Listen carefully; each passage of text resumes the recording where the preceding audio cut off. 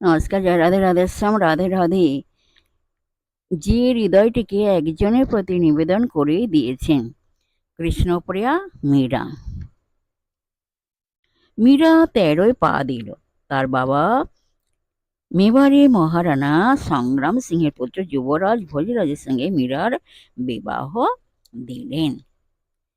শ্বশুরালয়ে এসে মীরা নিতান্তই তার নতুন আত্মীয় পরিজনদের হতাশ করতে লাগলেন। কুলপ্রথা হিসাবে নববধূকে যখন রাজপরিবারের দেবী মন্দিরে নিয়ে যাওয়া হলো, মীরা জানালেন তিনি গিরিধারী কৃষ্ণ ছাড়া অপর কাউকে প্রণাম নিবেদন করবেন না। সদ্য নতুন আত্মীয়দের নিকট মীরার এই অবাধ্যতার অর্থ বোধগম্য হলো না। তিনি কি উন্মাদ অথবা ধর্মান্ধ? রাজপরিবারের নিকট তিনি শ্রদ্ধাহীন ও উদ্ধত বলে প্রতিভাত হলেন। মীরার ন্যায় সাধিকার মন সাধারণভাবে কাজ করে না।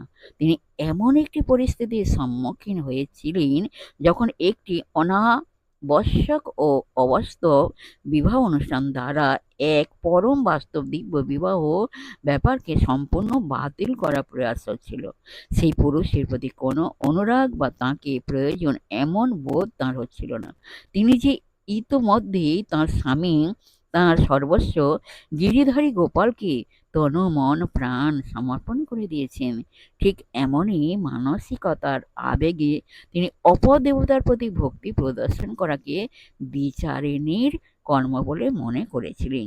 যে হৃদয়টিকে একজনের প্রতি নিবেদন করেই দিয়েছেন, তা কেমন করে পুনরায় অপর দেবতার প্রতি নিবেদন করবেন?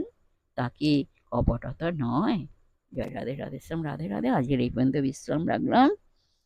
নমস্কার, রাধে রাধে, নমস্কার।